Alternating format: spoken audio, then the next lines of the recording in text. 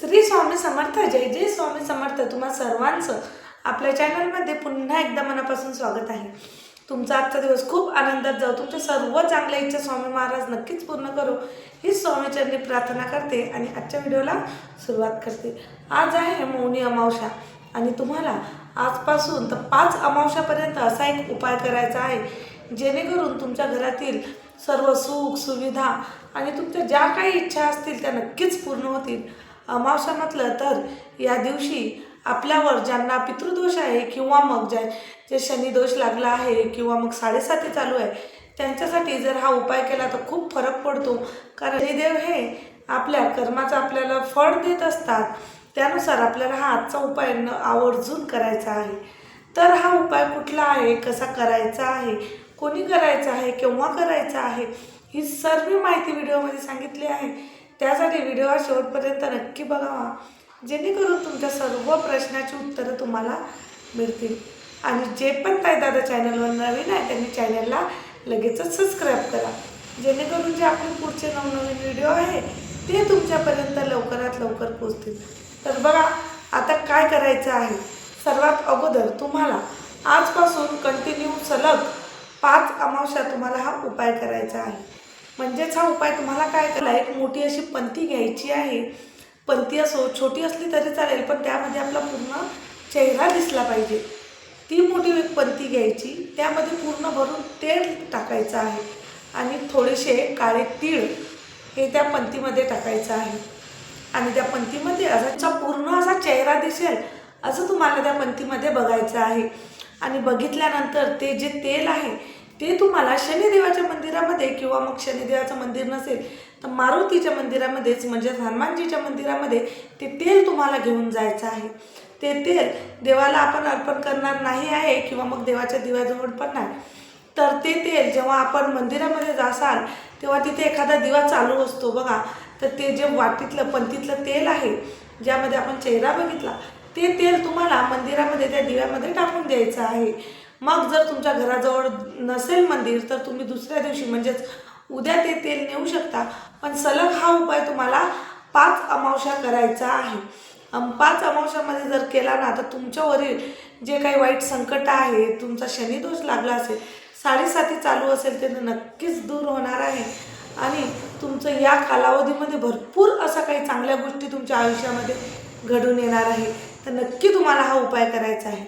अजून महत्त्वाचं सांगायचं झालं तर अमावस्येच्या दिवशी थोडं काळजी घ्यायची आहे. म्हणजेच काय, तुम्हाला घरामध्ये मांसाहार हा वर्ज्य ठेवायचा आहे, शक्यतो टाळायचा आहे. भरपूर ठिकाणी मांसाहार केला जातो पण मात्र तुम्हाला यावेळेस अमावस्येला आणि हे जर उपाय करत आहे तर तसं तर दर अमावस्येला मांसाहार हा वर्ज्यच ठेवला पाहिजे. आणि महत्त्वाचं म्हणजे पर अन्न या दिवशी वर्ज्य ठेवायचं असतं.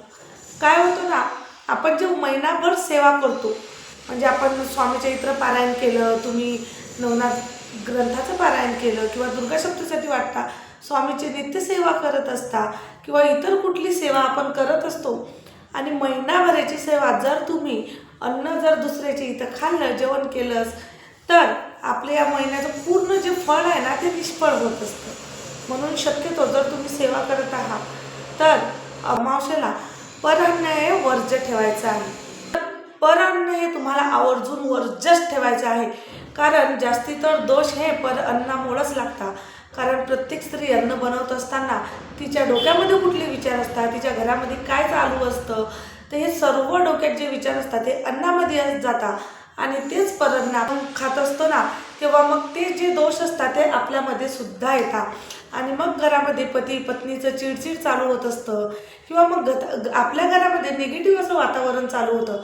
तर तुम्हाला ह्या सर्व गोष्टीपासून सुटका पाहिजे असेल ना तर नक्की उपाय करायचे आहे. आणि आवर्जून तुम्हाला परान्न अमावस्येला वर्ज्यच ठेवायचं आहे. आता जो आपण पंथीचा उपाय सांगितला आहे की तुम्हाला तेल घ्यायचं, त्यामध्ये आपला चेहरा बघायचा, तर हा उपाय कोणी करायचा आहे तर हा उपाय तुम्ही महिला स्त्री पुरुष कोणीही करू शकतं.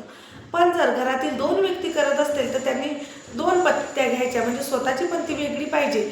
म्हणजे एकच पंथी त्यामध्ये पतीनेच बघायचं, पत्नीने सुद्धा बघायचं, तर असं नाही करायचं. पतीसाठी वेगळी पंथी घ्यायची, पत्नीसाठी वेगळी पंथी घ्यायची. दोघांनी चेहरा बघायचा, दोघांचं तेल मंदिरामध्ये दिव्यामध्ये टाकून यायचं आहे. अशा पद्धतीत तुम्हाला उपाय करायचा आहे. दुसरी गोष्ट, तुम्ही केव्हा करू शकता? तुम्ही संध्याकाळ 7 वाजेपर्यंत केव्हाही करू शकता. तुम्हाला उपाय केव्हा करायचा, कसा करायचा ते तुमच्यावर ठरवा.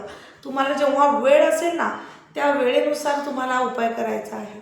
फक्त उपाय करत असताना काळजी घ्यायची की संध्याकाळी 7च्या अगोदर तुम्हाला हा उपाय करायचा आहे. मग जर तुम्ही घरातील जो जास्त चिडचिड करत असेल त्यांनी आवर्जून हा उपाय करा आणि याचे खूप सुंदर असे अनुभव येत असतात. तुमच्या जीवनात काही समस्या, प्रश्न चालू असतील ना, नक्की सुटतील. तुम्ही एक वेळा हा अनुभव घेऊन बघा. तुम्ही हा उपाय फक्त करत असताना ना पूर्ण श्रद्धेपासून करा. स्वामींवर पूर्ण विश्वास टाका. बघा तुमच्याही आयुष्यात खूप सुख येणार आहे. आजच्या पुरतं एवढंच. झालेली सेवा स्वामी महाराजांच्या रुजू करते आणि आज इथेच थांबते. व्हिडिओ आवडला असेल तर व्हिडिओला लाईक करा, शेअर करा आणि आपल्या चॅनलला सबस्क्राईब करायला विसरू नका. तुमचे काही प्रश्न असतील तर नक्की कमेंटद्वारे कळवा. भेटू परत अशाच नवीन व्हिडिओसोबत, नवीन माहितीसोबत. तोपर्यंत श्री स्वामी समर्थ. जय जय स्वामी समर्थ.